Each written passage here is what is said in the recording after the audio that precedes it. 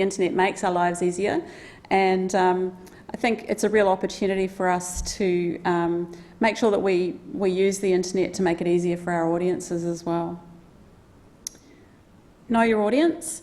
While almost everyone is using the internet for the arts, different groups are using it in different ways, and those of us who know our audience can tailor messages and platforms to suit their needs.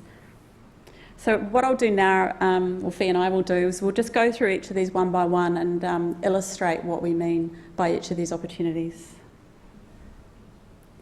So the first one is about getting your audience's attention, which is always a challenge.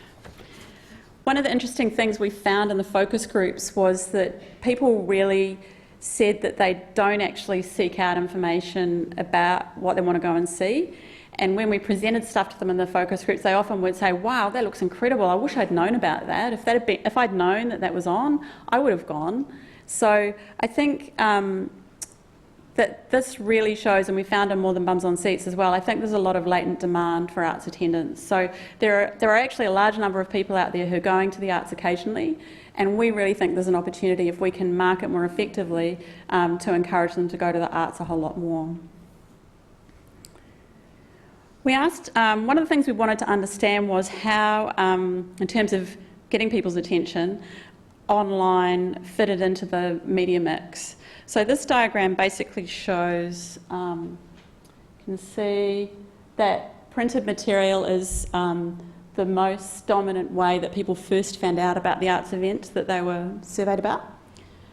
Word of mouth is still really important, but online is significant. So 4 out of 10 people first found out about their event online. Yeah, so this is the chart that basically kind of demonstrates, amongst other things, that there needs to be a mix of media in terms of generating awareness, and that printed material are still important.